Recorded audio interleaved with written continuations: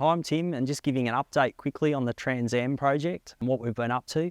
A lot of it's been pulling the car apart and getting flexible shape patterns marked onto the different areas of the car, like the fenders, the doors, the hood lid, and the inner fenders we've decided to do as well. So a lot of the work's been prep work. The front end of the car we've got pretty stripped down, discovered a few things along the way that needed to be fixed up.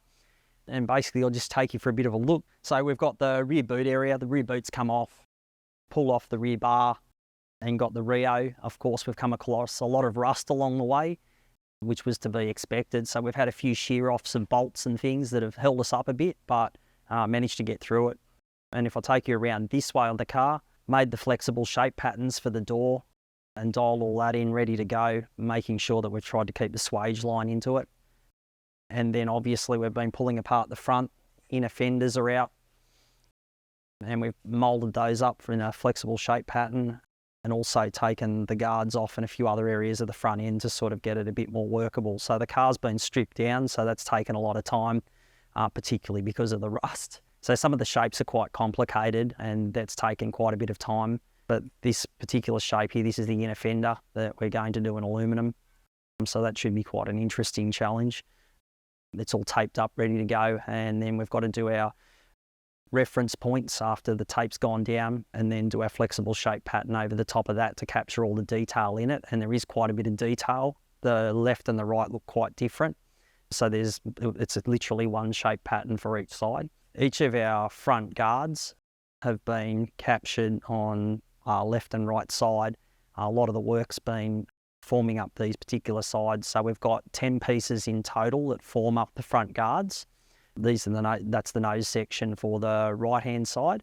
And what I've found along the way is that there's a lot of really subtle little reverses and compound curves going on in a lot of different directions, half panel, full panel, all sorts of different things. And because it's a stamped process to make these panels, the designers get a bit more fluidity with what they could do and design into the actual panels themselves. So while it looks fairly simple, a lot of the little small details and subtle points have been really hard to capture, and that's taken a fair bit of time.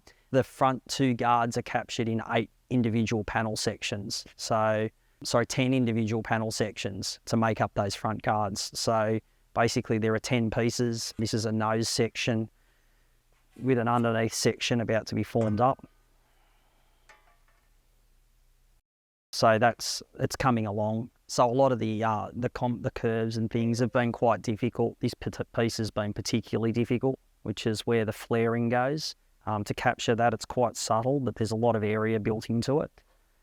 This is in its raw form, so we haven't finished this up. It's still being processed at the moment. But that gives you an idea of the amount of shape and work that has to go into a panel section like this, and how good the flexible shape patterns are for covering this sort of work. We've also got the left-hand side lower section ready to go, and I'm just about to form up some hammer forming for the vents that actually have to house the indicators inside that actual section there. So we're about to form these up from that and then hammer form those into that panel that's already been formed up. A lot of the other work has been nose sections of the left-hand side. We've obviously got the very distinctive sort of centre where the grille goes in. That's been formed up as well, ready to go. And a lot of the process has been about taking a lot of measurements and getting like a lot of the detail built into the actual design.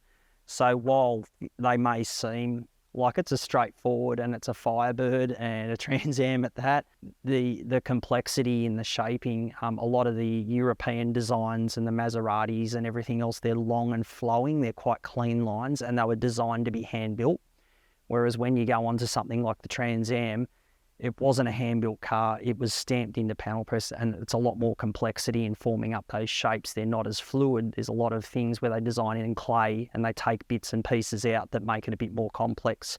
And I'm realising that in forming these up now. So something that may seem fairly simple on its face actually turned into being quite complex.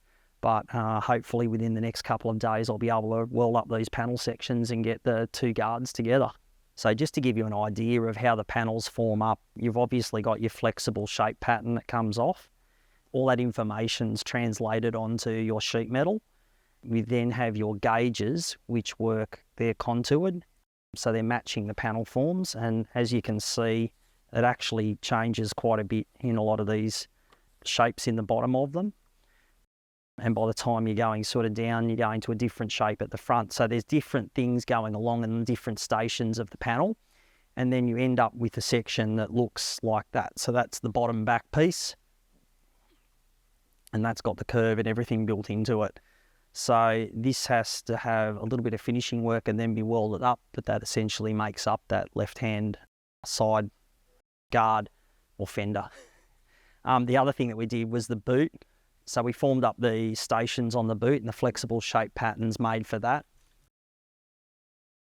That's another process where we're developing up the stations for it now to get the contours built in, and then that'll be put into aluminum as well. And that wraps up the Trans Am for now.